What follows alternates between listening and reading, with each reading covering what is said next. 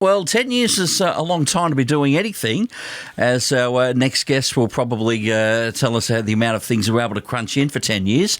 He's been the Chancellor of the University of Newcastle, and it feels that it's probably time to let someone else have a bit of a crack. Paul Jeans, good morning. Thank you so much for your time. Another person guest that's dressed up nice. I'm in a T-shirt and you got a suit and tie, so I missed the memo, mate. Yeah, but 10 years, it is a long while, and for those who may have heard of you or may not have heard of you, your road to becoming the Chancellor of the University. Yes, Mark, good, and it's good to have a chat with you. It's been an interesting road. I was brought up in the Hunter, educated here, but then went off on a variety of different roles, but kept coming back to the Hunter. So in the early 90s to run the steelworks and later on to be chair of the Port Corporation. So it was something of a natural progression to then be asked to be Chancellor of the University, which was a great honour, unexpected and a great honour.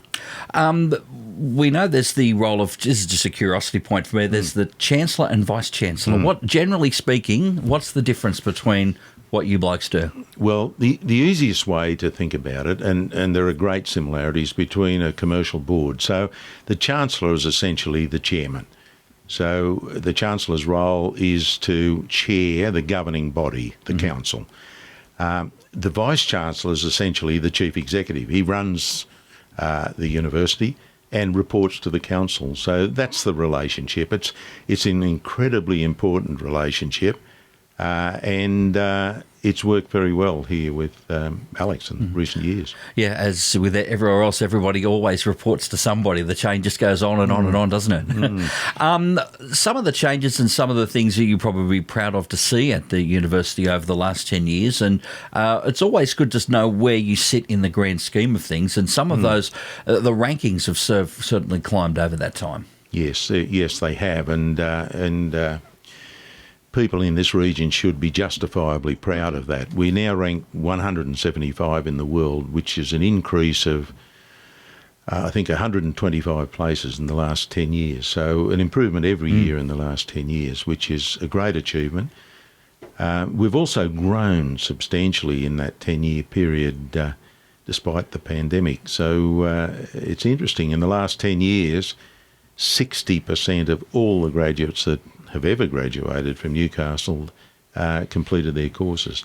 So there's been a really steep growth without losing sight of our commitment to equity.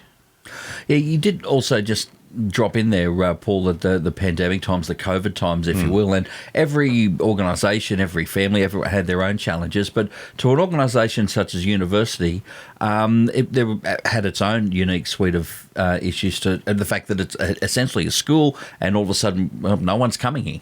Yeah. That's very true, Mark, and certainly the case for international students. That just stopped in its tracks, and that was a significant source of revenue for many universities, perhaps more so for others than for us, so we were a little bit insulated. But for our domestic students, of course, it was a matter of transitioning onto online learning, and they did that very well, and I've got to call out to the university staff who did a wonderful job in facilitating that transition. We were also one of the first to come back onto campus after the COVID pandemic, and that was successful as well. In essence, the idea of a university is you come and you learn a few things so that you can go off and work somewhere afterwards. And having those relationships and partnerships with industries that are at the other end of that is super important. And that's something that we've seen at the University of Newcastle really take an increase in as well. Yes, we've always encouraged work-integrated learning, but in recent years we've actually made it mandatory. If you want to graduate from Newcastle, you have to have a work-integrated learning component in your coursework. And I think that, coupled with a renewed focus on our relationships with community and industry in particular, is differentiating us even further. In a way, it's good old-fashioned networking too. Exactly. Exactly. Yeah. Works well. Another important facet clearly is research. At the end of the day, it's all about the research, and that increased focus on research that we've seen over the last decade as well. Also a great selling point, because if you hear about a lot of the things that are happening, it's kind of like, hey, I want to be where that's at. Yes. Yeah, research is exciting. Australia generally is right up there with the world's leaders when it comes to quality of research, and Newcastle certainly part of that. Our challenge is the translation of research into benefit, social and economic benefit in the community. Newcastle is the leading university in Australia for collaboration with industry. So we are punching well above our weight in terms of applying research into the community, and that's got to continue as a strong emphasis. For sure. And again, all some nice ticks in boxes there that are all pretty well. Mate, after 10 years, like you said, it's probably time to let someone else have a bit of a look at. Probably the number one thing that the number one memory, or the number one thing that you'd be proud of above and all others after leaving an organisation that's so diverse and so huge as a university? Yeah, I guess the biggest thing for me is the university's commitment to equity. And I see this playing out in every graduation ceremony, and to me they're a highlight.